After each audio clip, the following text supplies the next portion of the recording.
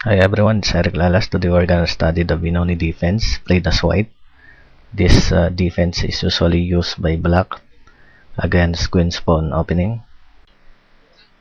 White starts with d4, queen pawn opening, c5, inviting white to advance. Knight to f6, leading to Benoni Indian defense, holding the center. c4, d6, transposing to Indian defense, and opening up the c8 h3 diagonal for his light squared bishop. Knight to c3, taking his share of the center. g6, preparing to fianchetto his dark squared bishop. e4, gaining more space. Bishop to g7, preparing to castle. Knight to f3, black castles. White brings out his bishop and also preparing to castle. e6, challenging the pawn at d5, castle kingside. If black takes, white recaptures. If instead of taking the pawn at d5, black decides to take his rook to e8, white can take his knight to d2, holding the pawn at e4 and opening up the e2 h5 diagonal for his bishop. Black may continue with knight to a6, preparing to go to c7. White develops his rook. Knight to c7, a4, b6, freeing his light squared bishop. Rook to b1, and the rest of the game might continue with, for instance, rook to b8, queen to c2, a6, b4, challenging the c5 pawn. Black takes, white recaptures. If black takes, white recaptures. Knight to d7, the rook moves back. Knight to c5, bishop to b2, f5, and bishop to f3. If black makes an experiment like knight to d7, white simply makes an exchange and black loses his pawn. Let's go back to the position where the pawn exchanges. If black decides to move his rook to e8, white replies with knight to d2, again holding the pawn at e4. Knight to d7, a4, knight to e5, queen to c2, g5, and I'll just continue with a short line like rook to a3, a6, a5, rook to b8, knight to f3, black takes with a check, white recaptures, knight to g4, bishop takes, white recaptures, knight to a4, queen takes pawn, bishop takes pawn, bishop to h5, and rook to g3. This is a short study of the Benoni defense. You can refer to the PGN of this video on my blog site, and feel free to download sample games of this opening. I hope you enjoyed the video and have a nice weekend. Hi everyone, it's Eric Lalas. This video is a continuation of the King's Indian defense, which I've previously discussed. To begin with, I'll show you the first 7 moves of this opening as follows: d4, knight to f6, c4, controlling the center with the pawns. G6, preparing to fianchetto to his bishop. Knight to C3. Bishop to G7. E4. D6. Knight to F3. Black castles. Bishop to E2, preparing to castle. E5. And white castles. Last time I showed you the main line, which is knight to C6. Now I'm going to show you knight to D7, which is the old main line, where the knight aims to settle on C5. To do this, black needs to eliminate the pawn on D4 by exchanging or forcing it to D5, and prevents B4 by playing A5. This is less common nowadays than knight to C6 because not enough pressure is given to white's center with this response. White continues with rook to E1, C6, or if rook to E8, white answers with bishop to F1, C6, D5, C5, and not knight to C5 because it is easily threatened by B4. So going back to C5, white answers with A3. If knight to H5, B4, B6, and rook to B1. Going back, if C6, then bishop to F1, A5, or if pawn takes pawn, knight takes pawn, rook to E8, then rook to B1, A5, F3, knight to C5, then bishop to E3. Going back, A5, preventing B4. White answers with rook to B1, rook to E8, D5, and now the knight finally settles to C5, B3, bishop to D7, preparing rook to C8, knight to D2, bishop to H6, and I'll just continue with some series of possible moves. A3, black takes, white recaptures, rook to F8, preparing to maneuver his knight to E8, knight to C4, threatening the pawn at D6, bishop takes bishop, queen takes bishop, knight to E8, protecting the D6 pawn, queen to E3, threatening to capture the knight at C5 after knight takes pawn, knight takes knight, rook to C8, protecting his knight, B4, black takes, white recaptures, and knight to A6. At this point, I have shown you knight to C6 and knight to D7.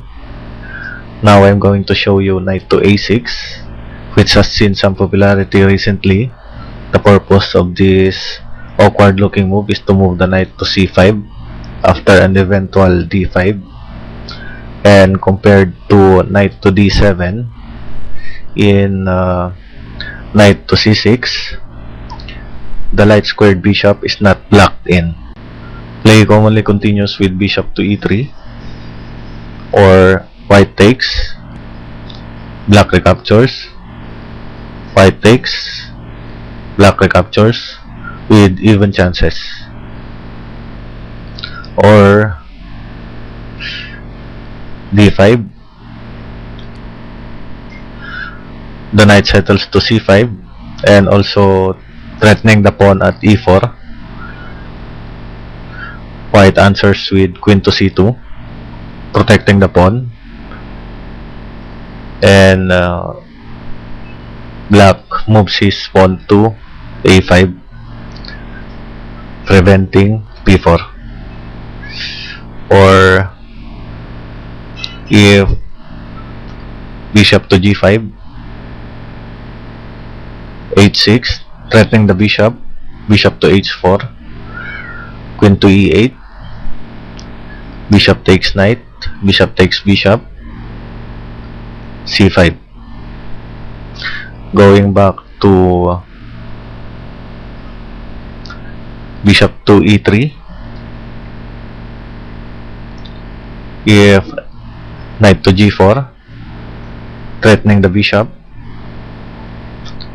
then the bishop goes to g5 and black answers with queen to e8. Aside from knight to c6, knight to d7, and knight to a6, sometimes black continues with c6 and white answers with rook to e1.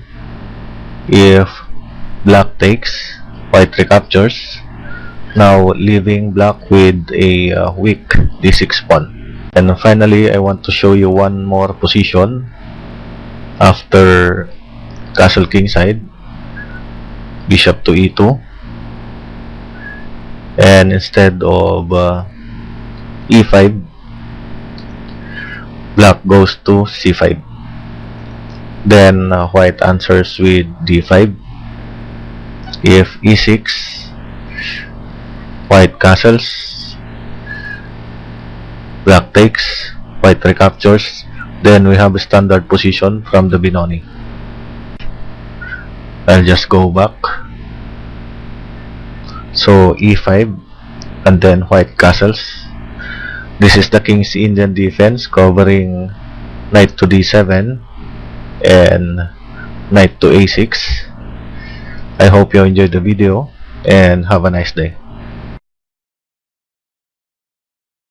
Hi everyone, it's Eric Lalas. Today we're gonna study the King's Indian defense, which is a hyper-modern opening where black carefully allows white to control the center with his pawns, with the view to subsequently challenge it with moves like e5 or c5.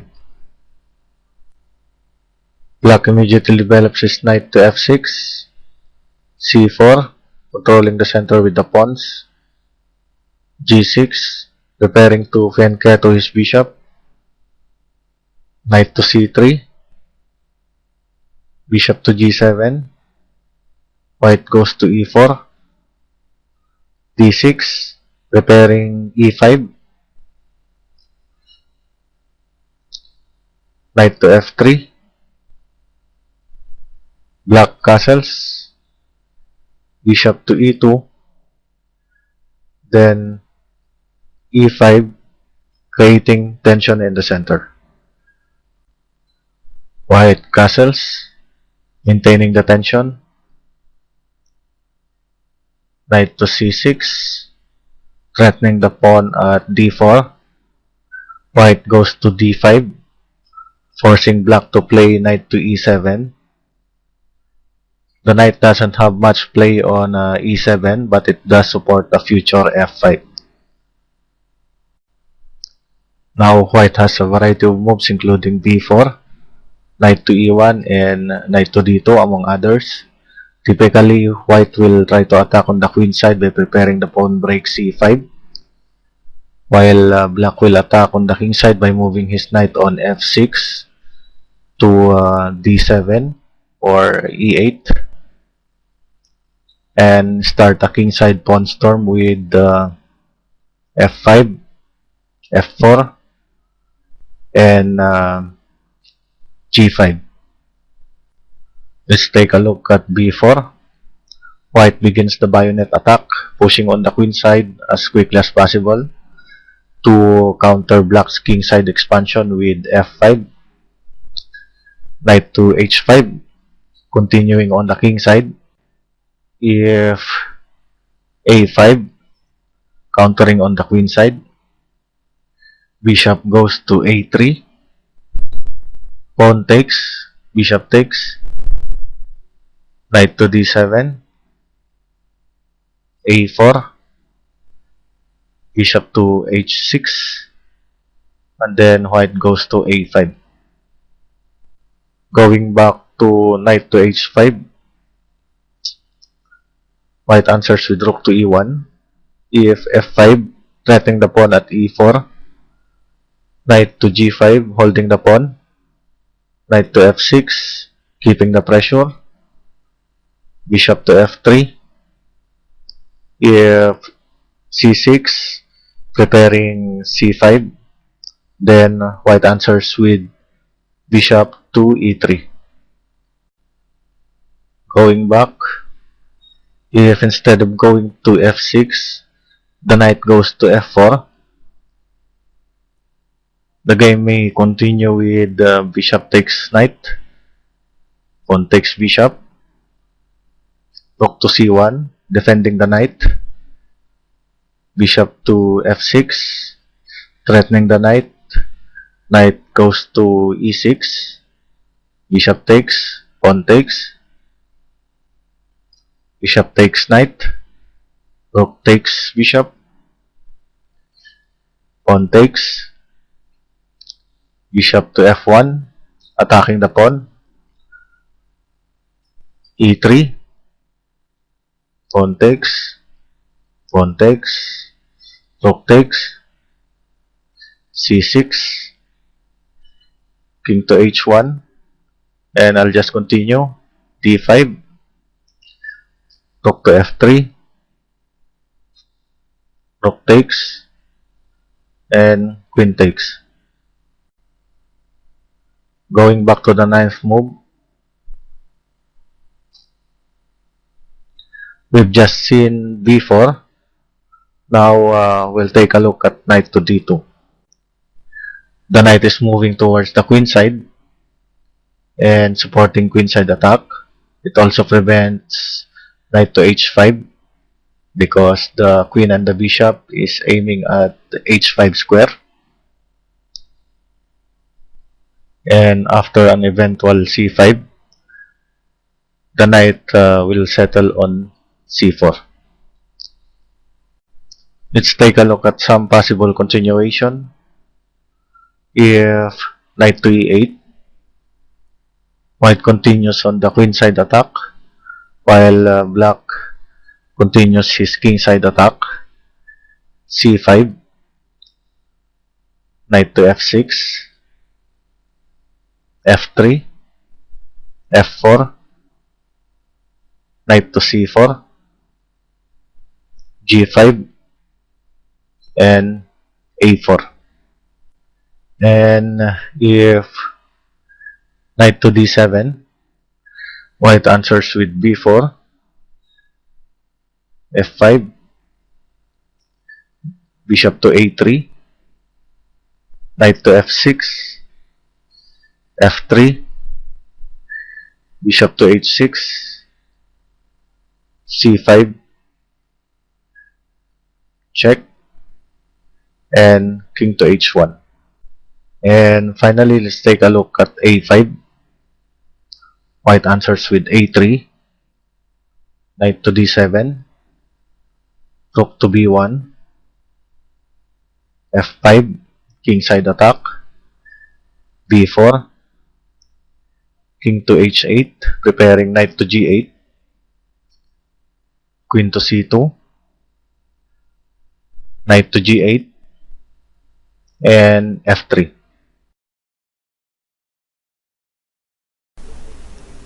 Hi everyone, it's Eric Lalas. Today we're gonna study about another opening as black, and it's the two knights defense where White moves his knight to g5 on his fourth move.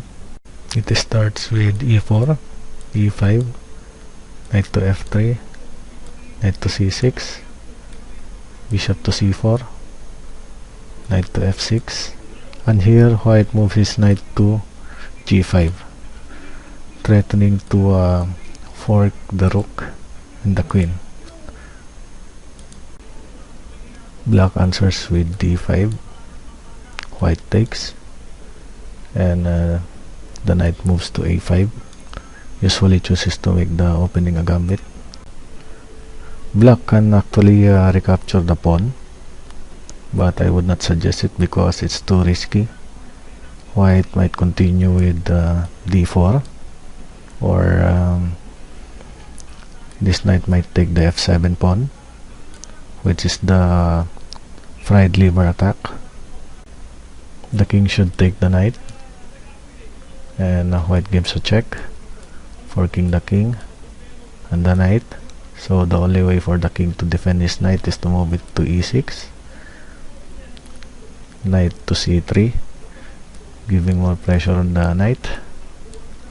So this is considered too difficult for black to defend. The game continues by protecting the other knight.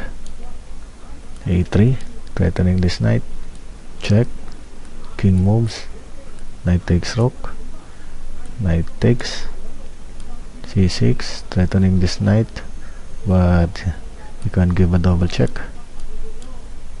with the knight and the bishop. King moves, and knight takes rook. Let's go back.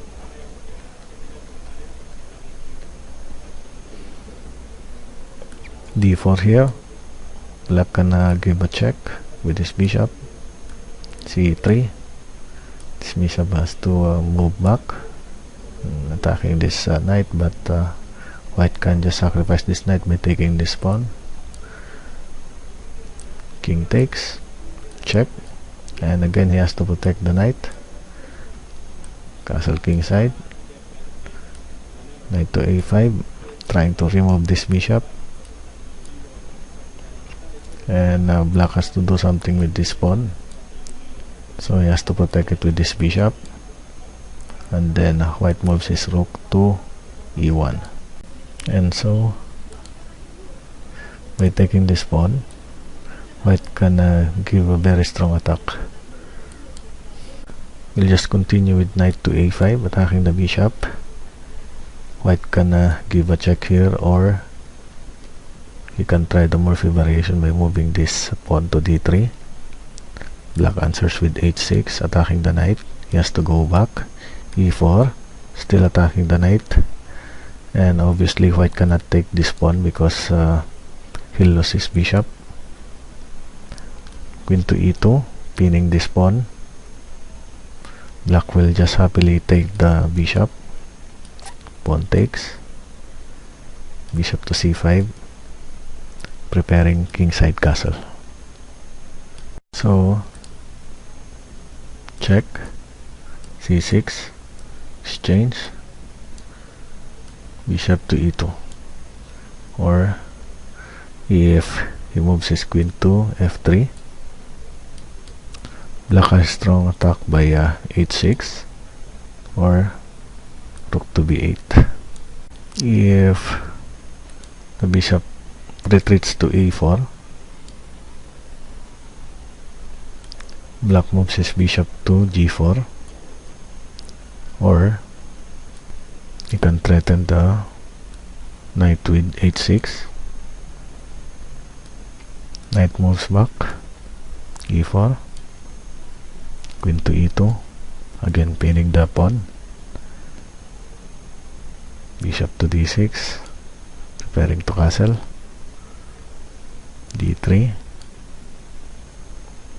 castle kingside, pawn takes, knight takes, bishop to e3, and rook to e8.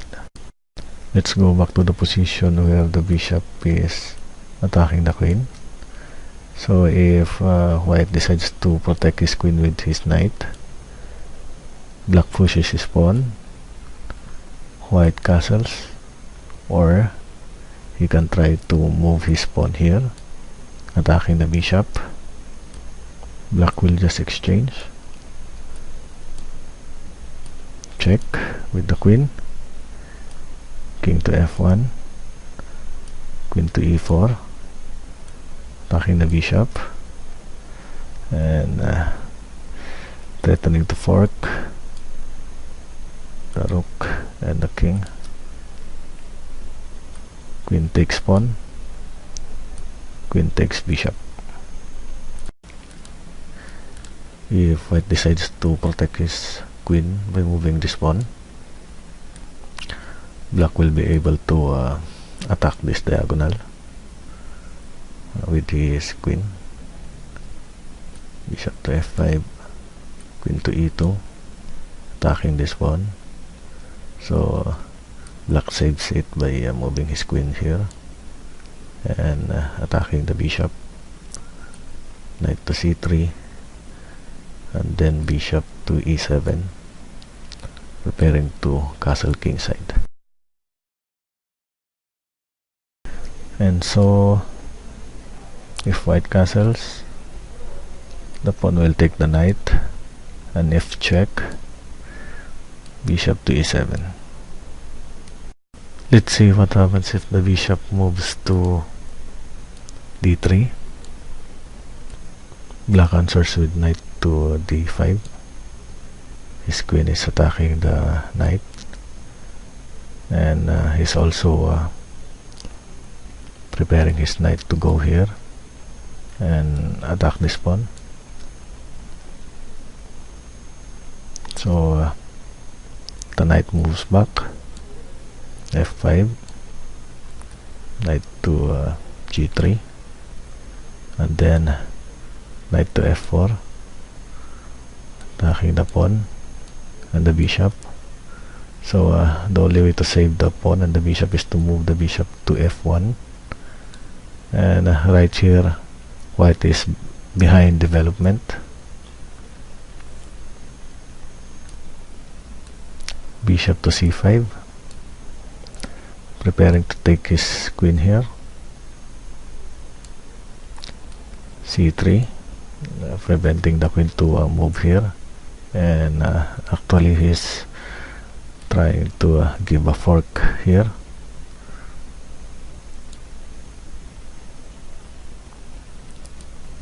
Bishop retreats, d4, attacking the knight. The knight retreats, bishop to d3, attacking the pawn with this bishop and with this knight. So black just castles.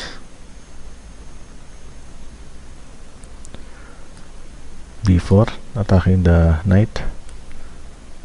Knight moves back, castle kingside, and pawn takes pawn. Let's go back to the main line. Here bishop moves to e2, then black threatens the knight, has to retreat to f3, or he can retreat to h3, which is the Steinitz variation, but we will not discuss this variation in this video.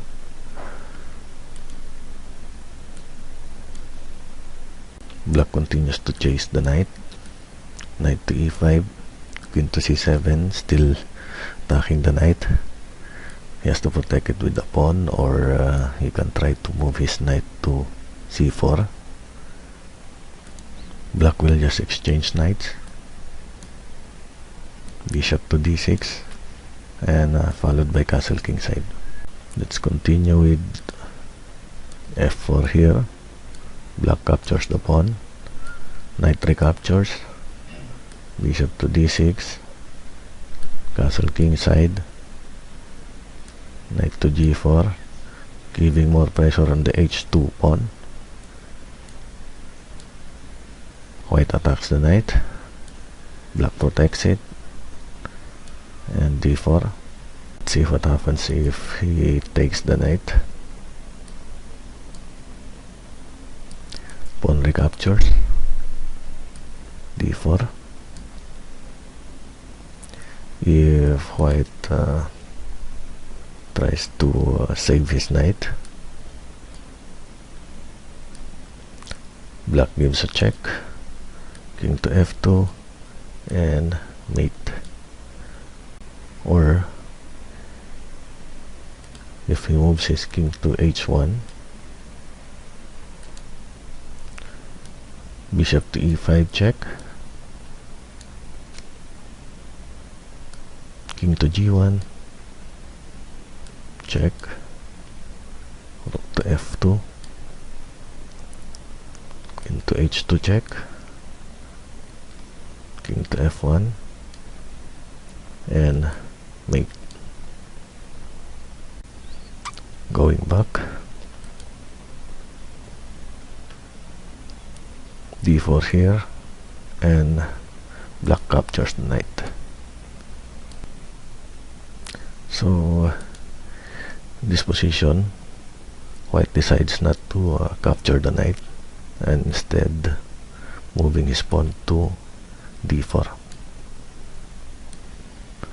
Black gives him a check, king to h1, bishop to g3, knight to c3, and knight to f2 check, forking the king and the queen. So white must sacrifice his rook. This is a brief study of the two knights defense. Hope you enjoyed the video, and have a nice weekend.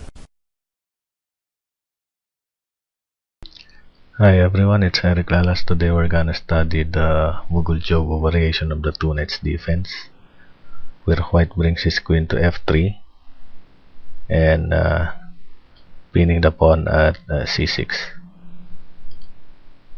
I'll be showing you two good replies for this variation. The first is h6, threatening the knight, knight to e4, knight to d5, knight to c3, or white can retreat his bishop to e4,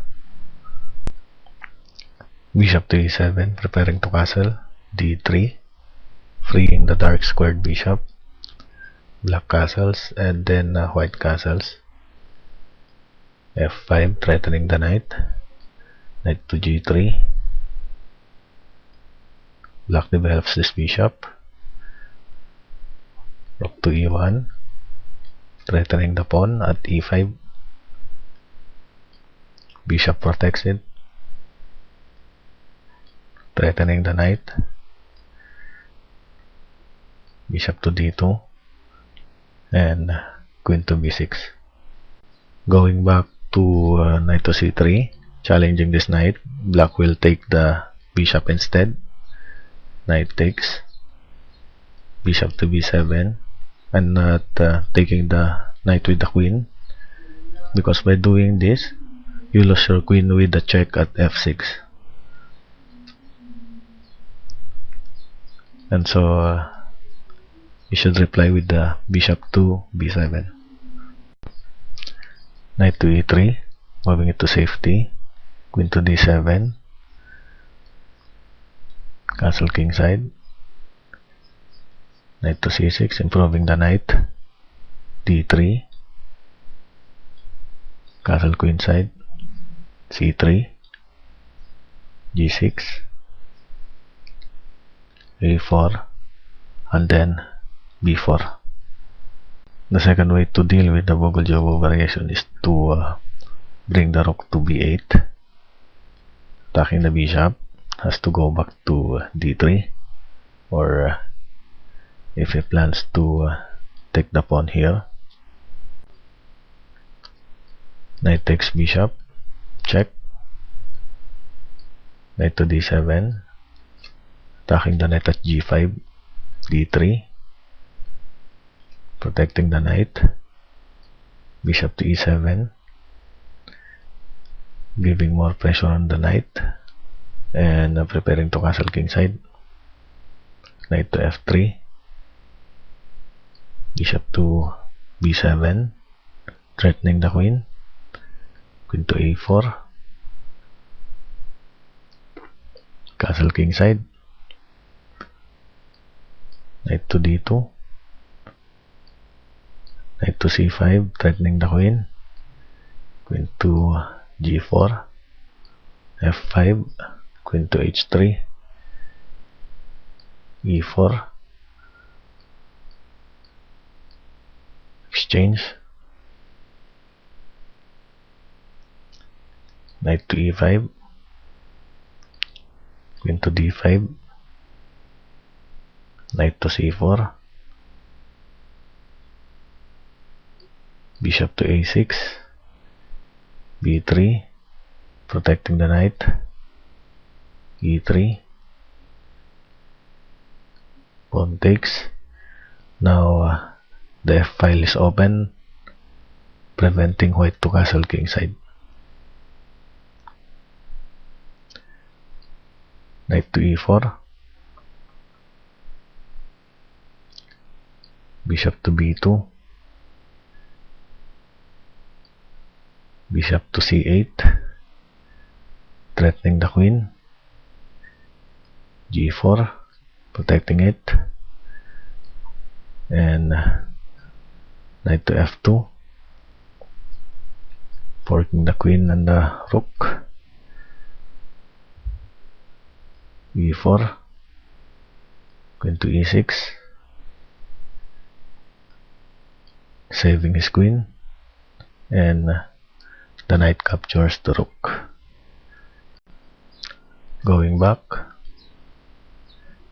right here, white moves his bishop to d3, bishop to d6, castle kingside, bishop to g4, threatening the queen, queen to g3, or if he moves his queen to e3, black continues to chase the queen with the knight, queen to g3, queen takes knight, f3, threatening the bishop, h5, pawn takes bishop, queen takes pawn,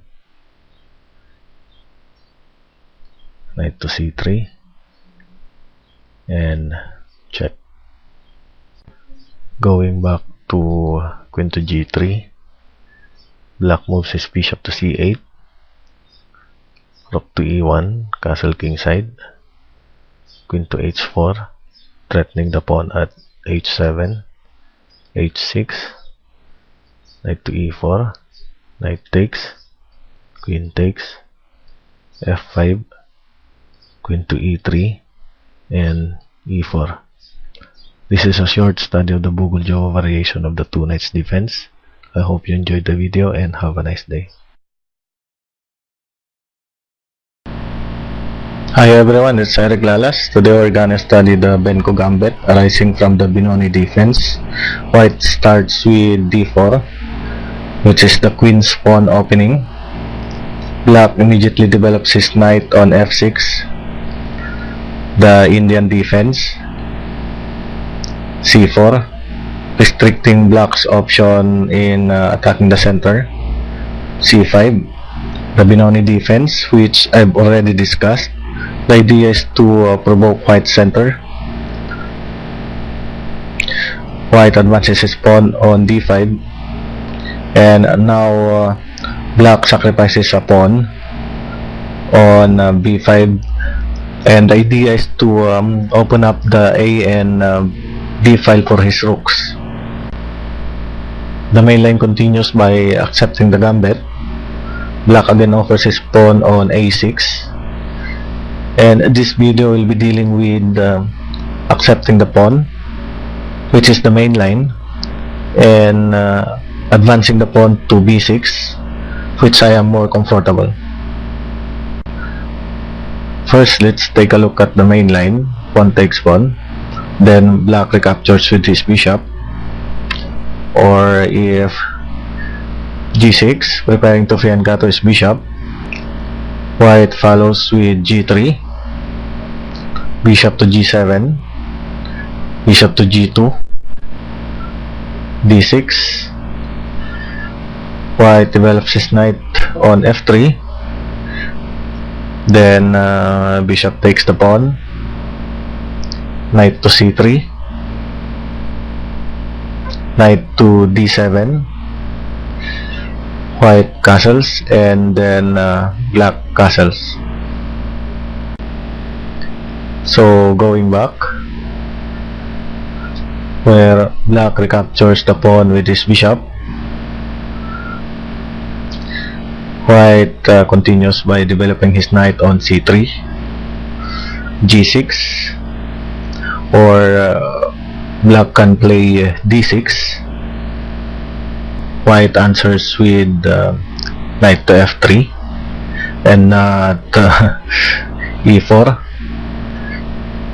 Then black will take the f1 bishop, so you have to take it with your king, and white will have to spend time castling artificially by moving his pawn to g3 and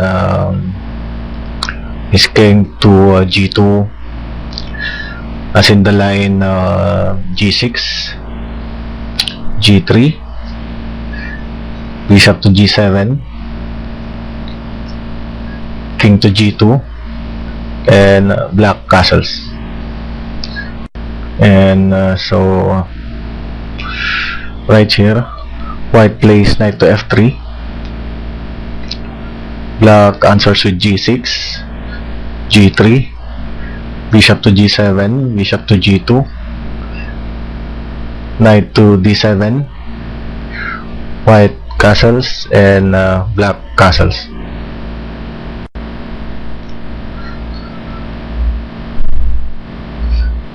And so g6, knight to f3, d6, g3, bishop to g7, bishop to g2, knight to d7, white will now castle, and black castles. After b5, pawn takes a6. Now let's take a look at the new idea, b6. According to Jerzy Konikowski's conclusion on his article, A Weapon Against the Volga Gambit, the continuation b6 is without doubt a strong weapon against the Volga Gambit. White avoids the complicated and far-analyzed variations arising from b takes a6. Black continues by challenging the pawn at d5. White protects it with his knight. Black takes, white recaptures. Black takes, white recaptures with his queen, attacking the rook at a8. Knight to c6, protecting his rook, and white should watch out for knight to b4, knight to f3, developing his knight and threatening to go to e5, rook to b8, moving away from the pin, e4, freeing the light squared bishop, bishop to e7, develops the bishop and prepares to castle, bishop to c4, threatening mate at f7,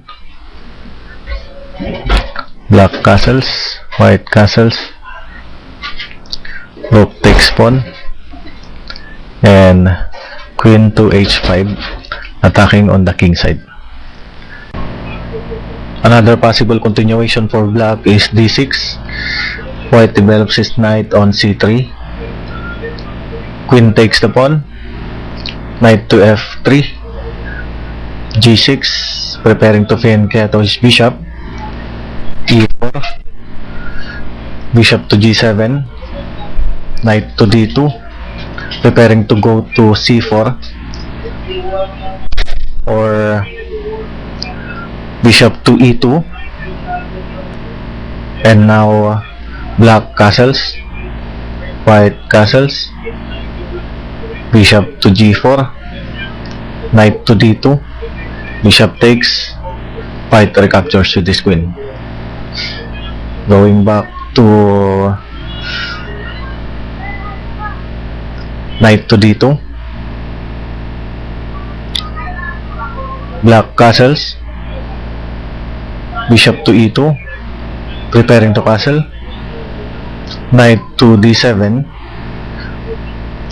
and now knight settles on c4, threatening the queen. Queen to c7, bishop to f4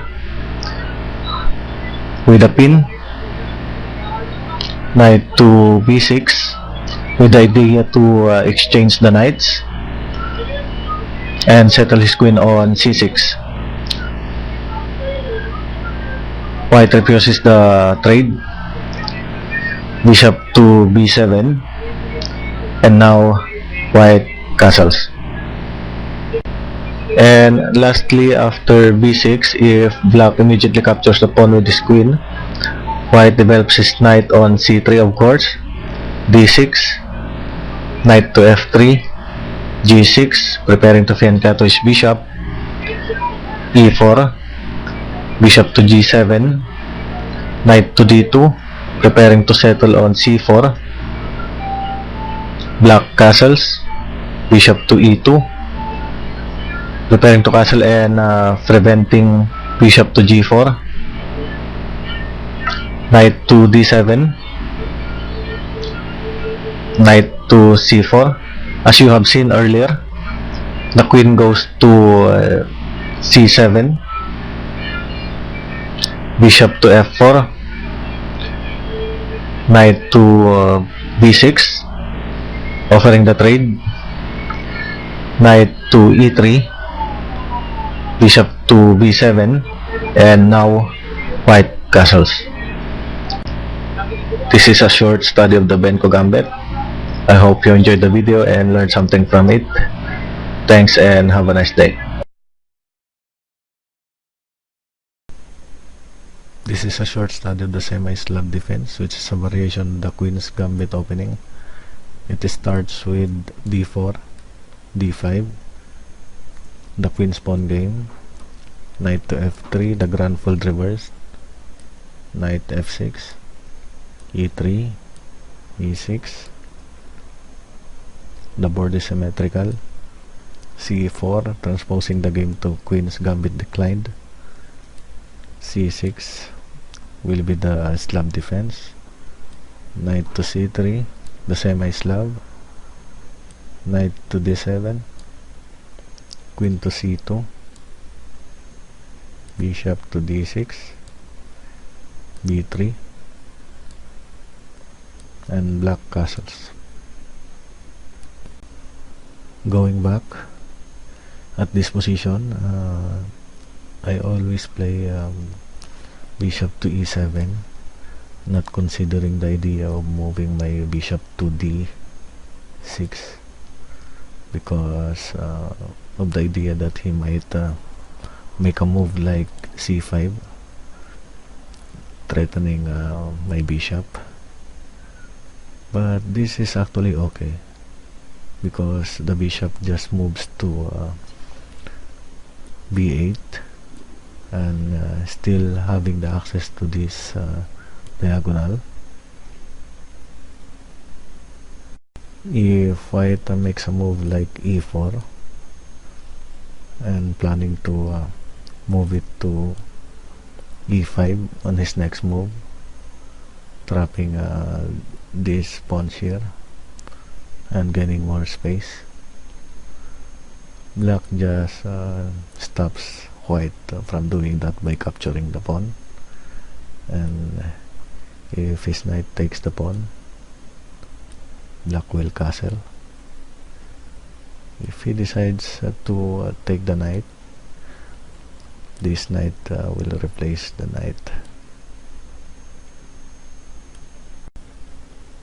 If white pins his knight, black will just answer with h6, and this bishop might go back and black can give a check at a5.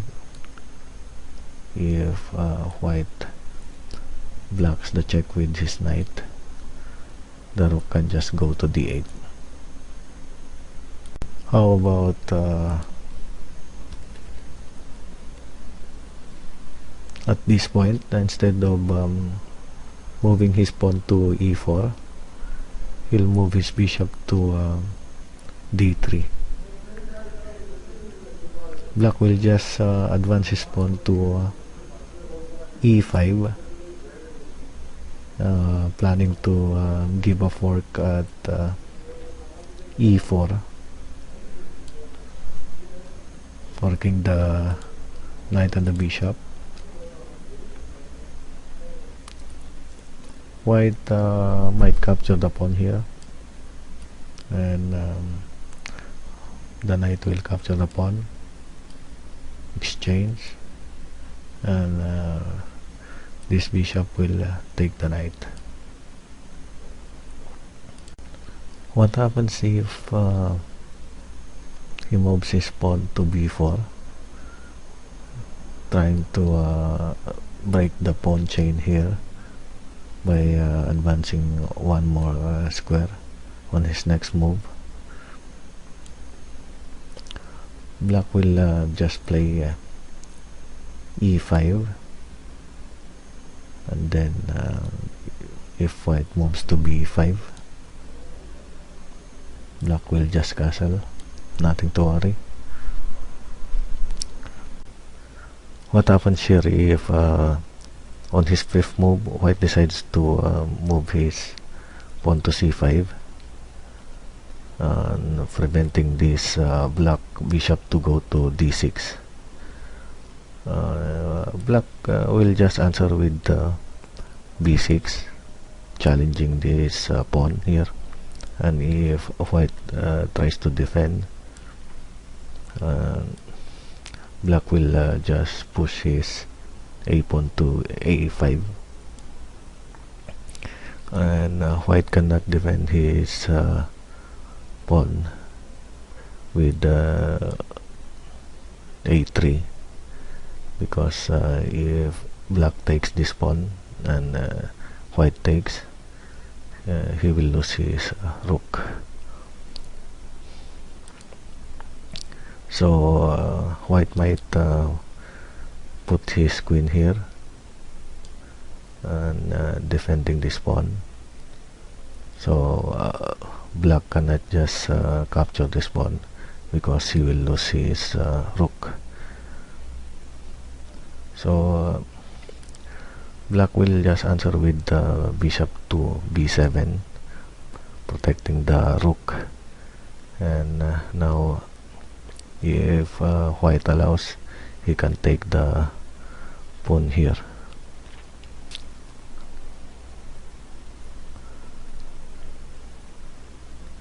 So if white moves his pawn to b5, this pawn will just take this c pawn, and if white takes, bishop will take it. In this position, what if instead of white going to c2, he decides to move his pawn to c5 and preventing the black bishop to go to d6? Black again will just challenge it with his b pawn, and if white defends his c pawn with his b pawn, black will just move his queen to c7 and holding the center with his queen and with his knight. I hope you enjoyed the video, and have a nice day. Hi everyone, it's Eric Lalas. Today we're gonna study about another variation of the Semi-Slav defense, which is the Anti-Meran Gambit. Last time I showed you this position where White is holding his pawn at c4, costing him to shut his dark square bishop. Now let's take a look at bishop to g5, pinning the knight, which is called the Anti-Meran Gambit. One way to continue here is to take the pawn at c4. White takes charge of the center by e4, and also he's preparing to go to e5 and threaten the knight. He's also attacking the pawn at c4. b5, protecting the pawn. e5, threatening the knight. h6, threatening the bishop, has to go back. g5, white trades. Knight to d7. g3, preparing to fianchetto this bishop. Bishop to b7. Bishop to g2. Queen to b6. Pawn takes knight. Castle queenside and castle kingside. As you can see here, white gets his piece back along with 2 pawns, meaning he will be up a pawn. And so by taking the pawn at c4, white gets a little advantage. Another way is to bring the knight to d7. e3, holding the pawn. If he takes the pawn at d5, black takes the pawn with his e pawn. e3, bishop to e7, queen to c2, knight to f8, bishop to d3, and knight to e6. Going back to e3, black frees his queen from the pin by moving it to a5 and also pinning the knight. Knight to d2. If he takes the pawn here, black recaptures it with his knight. So knight to d2, bishop to b4, pressuring the knight here. Queen to c2, protecting his knight. Castle kingside. Bishop to e2, preparing to castle. c5, knight to b3, attacking the queen. Has to go back to c7, and then white castles. Another approach to the Anti-Meran Gambit is by immediately removing the pin on the knight by moving the bishop to e7. White answers with e3, holding the pawn. Black castles. Bishop to d3, attacking the pawn at h7. Knight to d7, queen to c2. Black threatens the bishop, has to go back. Pawn captures pawn. Bishop takes pawn. Knight to d5, attacking the bishop. Bishop to g3, knight takes knight. Pawn takes knight. b5, threatening the bishop. Bishop to e2, bishop to b7, white castles kingside, and knight to f6. This is a short study of the Anti-Meran Gambit. Hope you enjoyed the video and have a nice day.